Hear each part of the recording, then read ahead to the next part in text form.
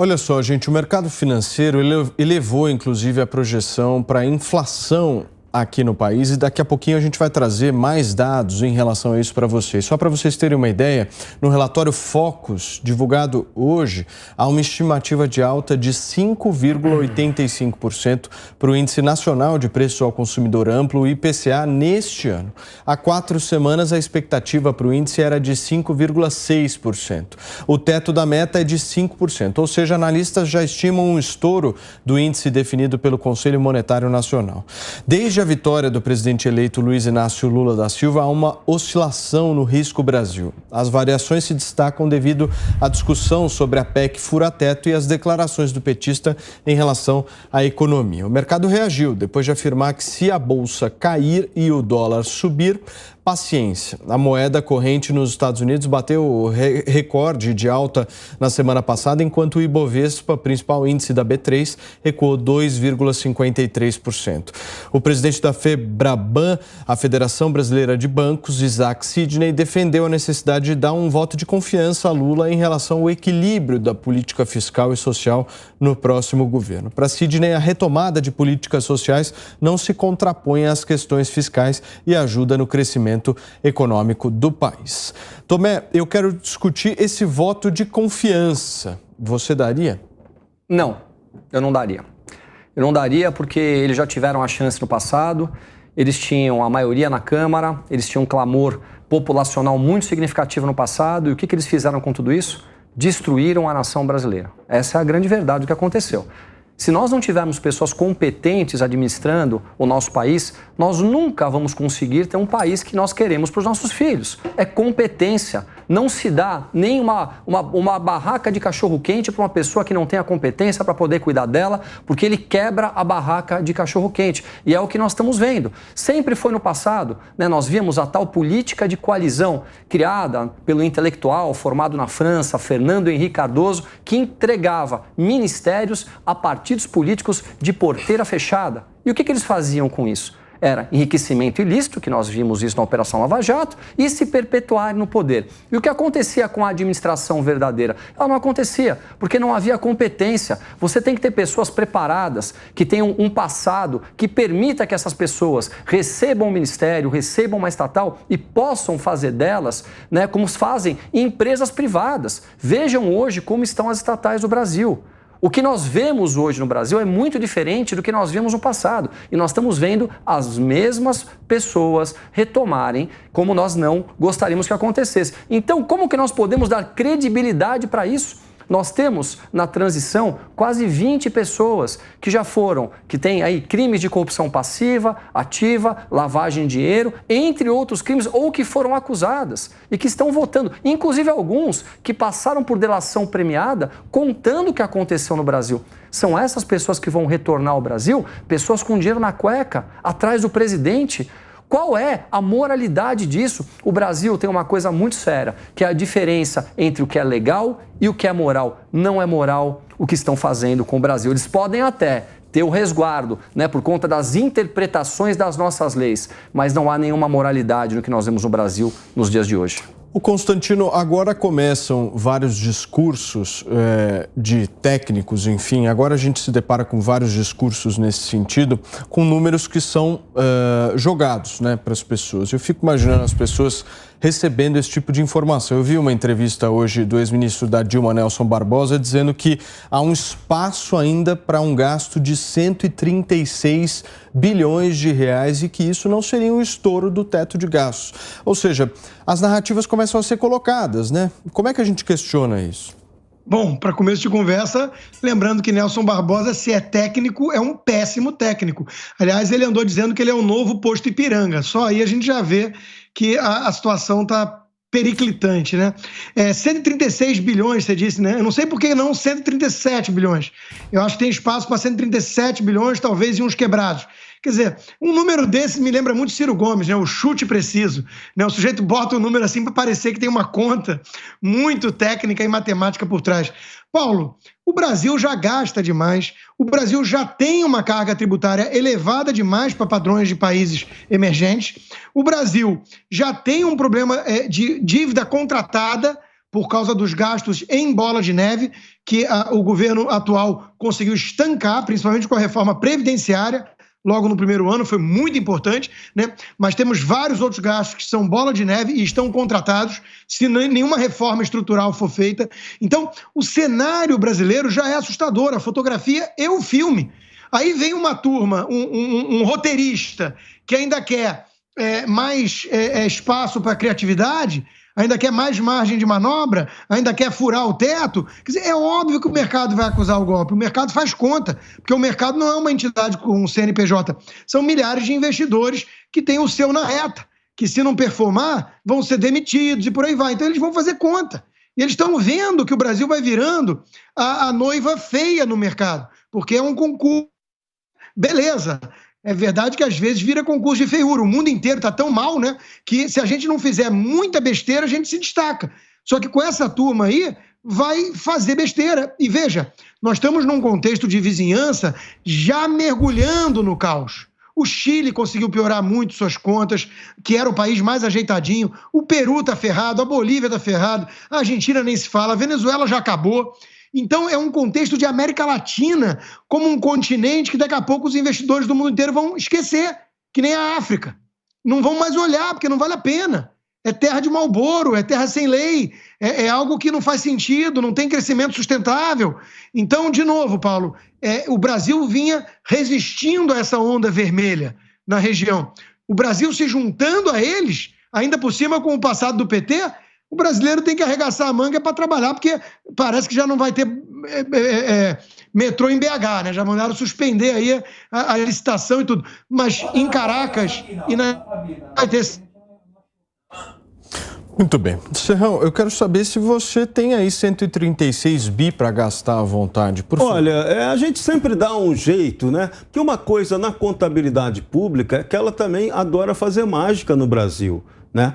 Aqui, em vez da matemática, temos a ciência da matemágica. Ela é muito comum ser aplicada aqui no Brasil. Agora, banqueiro chegar e dizer que a gente tem que dar um voto de confiança à política econômica de Lula, eles só podem estar de brincanagem, né? Eles vivem na bolha. Para o banqueiro, não tem crise. O banqueiro no Brasil vive da rolagem da dívida pública, vive do inferno em que o brasileiro é colocado. Em vez de sobrar recurso público para investimento real na atividade econômica produtiva, nosso Estado brasileiro perdulário gasta muito dinheiro pagando o serviço dessa dívida eterna. A dívida interna é eterna. Acaba nunca, porque ela dá lucro para o banqueiro. Então o banqueiro quer juro alto, o banqueiro quer poder te emprestar cada vez mais dinheiro e quer deixar você cada vez mais encalacrado para não conseguir pagar essa dívida. Porque se você não conseguir, também não tem problema.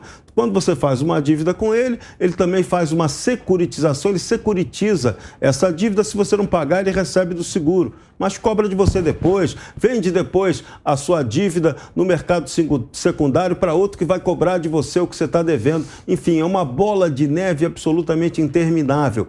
Isso não é economia racional, isso não é economia produtiva. E o PT adora isso. Por que ele adora isso? Porque eles querem o Estado inchado. O negócio deles é ocupar o Estado, é fazer demagogia com a maioria pobre da população, dando bolsa isso, bolsa aquilo, fingindo que está dando benefício, quando na verdade ela está dando sempre o veneno que te mantém permanentemente dependente e escravizado. Então, a lógica é essa. E cada vez mais gerando emprego para a companheirada na máquina estatal. E como é que faz a mágica para pagar o salário da turma? Ora, aumenta o imposto. E quem paga? Quem paga são os manés. Por isso que nós estamos assistindo agora a Revolução dos Manés. É até o título do meu artigo de hoje no site da Jovem Pan. Os manés não estão aceitando isso. E os manés vão fazer muito protesto até as coisas se acertarem de verdade no Brasil. Essa mobilização agora é permanente. O brasileiro aprendeu a gostar de política, aprendeu a perceber o que é certo e o que é errado. E a política do PT, o modo de gestão, de má gestão do PT é o modo errado. Vamos voltar ao modo errado? Porque o nosso establishment teve nojinho do Jair Bolsonaro, porque o Bolsonaro não compôs com essa turma? Nós vamos pagar esse alto preço. Só que eu sempre gosto de lembrar, a Araruta também tem seu dia de mingau. Esse establishment que hoje deita e rola comemorando, amanhã pode chorar. E eu digo sempre, contrariando aquela famosa apresentadora de televisão, o choro não é livre.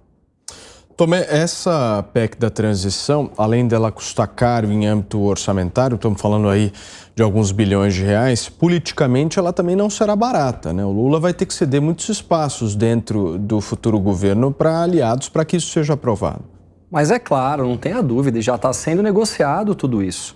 Isso é um fator, né, que sempre aconteceu no passado, que é para poder juntar a turma toda, cada um recebe um pedaço do bolo e vamos para frente, vamos ver o que vai acontecer. E depois, se alguma coisa der errado, o que você faz? Aumenta o imposto, joga a culpa na população, joga a culpa no momento de mundo, a culpa sempre vai ser dos outros. E o que vai acontecer agora? Nós vamos ter aumento de juros, inflação, diminuição do crescimento, né, volta do endividamento, que é em bola de neve, como aconteceu no passado, que foram as tais pedaladas fiscais que aconteceram pela ex-presidente Dilma, que foi empichada. Então, o que eles fazem? Acabou o dinheiro?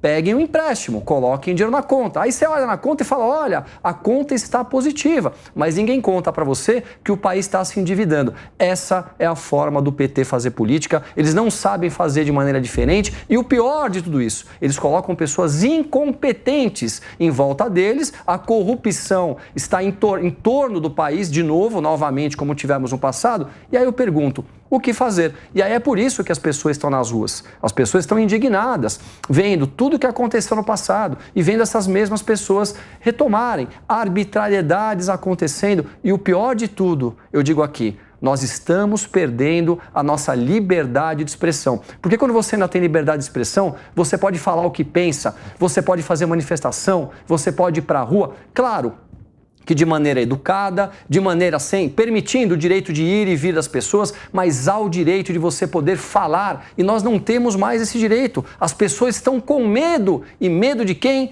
Do Supremo Tribunal Federal, que deveria ser o guardião da nossa Constituição e prezar para que ela fosse cumprida. E, infelizmente, essas arbitrariedades todas não são, de maneira nenhuma, barradas por ninguém. Não é barrada pelo Pleno do Supremo Tribunal Federal, não é barrada pelo Senado Federal, que está totalmente acovardado, que não toma atitude. Aonde está o senhor, presidente do Senado, senhor Rodrigo Pacheco? Está calado vendo todas essas arbitrariedades? E eu digo uma coisa, as coisas têm consequência. Nada acontece por acaso. E tudo que se planta, se colhe. Eu espero que os senhores saibam o que estão fazendo com o nosso país. Constantino, na semana passada a gente trouxe aqui no 3 em 1 aquela carta que foi assinada pelo Armínio Fraga, pelo Edmar Baixa, pelo Malan, defendendo a política de teto de gastos. E hoje foi divulgada uma carta, resposta inclusive a esses economistas, encabeçada pelo Bresser Pereira,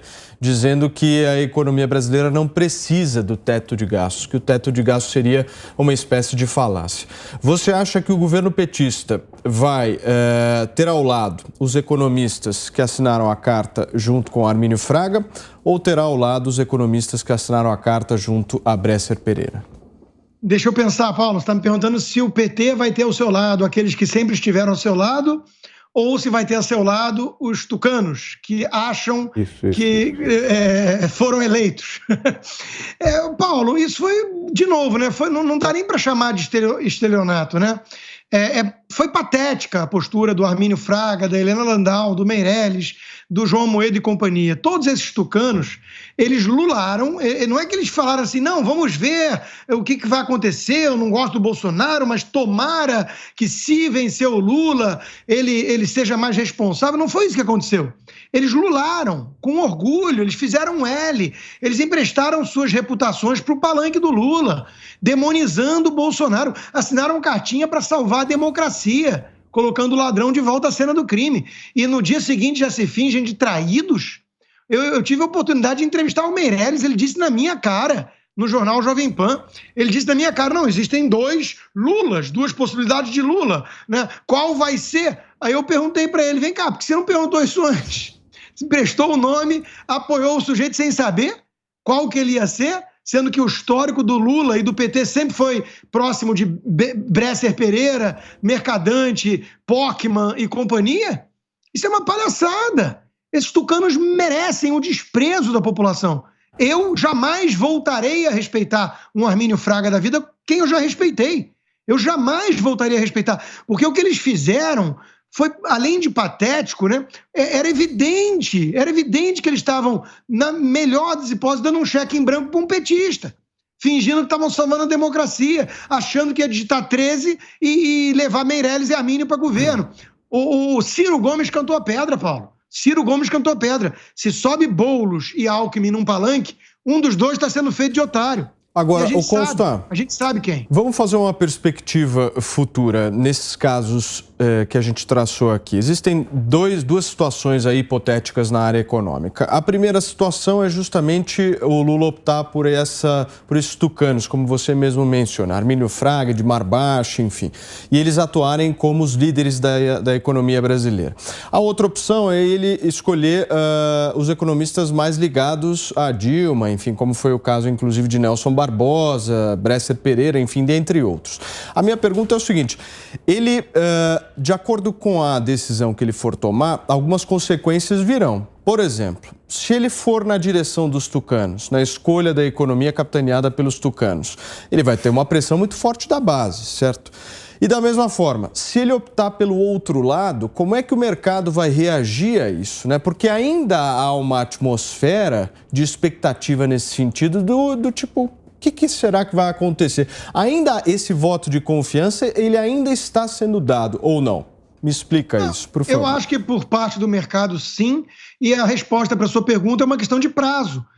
A história se repete como farsa, Paulo. É o Palocci no Ministério e o Meirelles no Banco Central dando tempo para o PT ir aparelhando tudo e destruir a economia com mais calma quando as condições ficam mais adversas internacionais.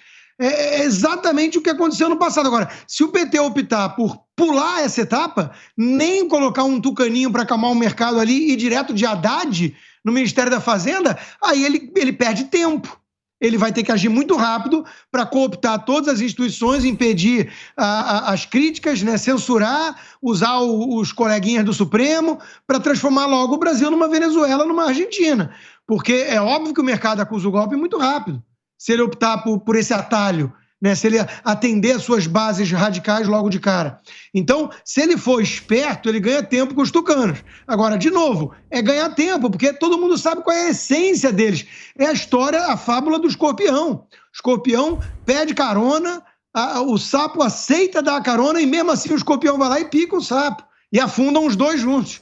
Porque é a essência do troço. Constant, e tem uma terceira opção aí que a gente não colocou, né? Que é um político. E o Lula disse isso na campanha, né, Serrão? Sim, disse isso. Só que, por enquanto, o que a gente está vendo é o Lula fazer experimentalismos. Ele está jogando na narrativa. Uma hora ele joga um factoide que vai fazer uma coisa, aí alguém da equipe dele confirma que ele vai, aí no dia seguinte ele vai para o exterior e fala completamente diferente. Mas qual é a real? O que dá para a gente perceber? E essa é a perigosa tendência. Como o PT abraçou, do jeito que promete abraçar, a tal causa ambiental internacionalista, a gente já sabe que vamos ter aí um rodopio ruim da economia brasileira. Por quê?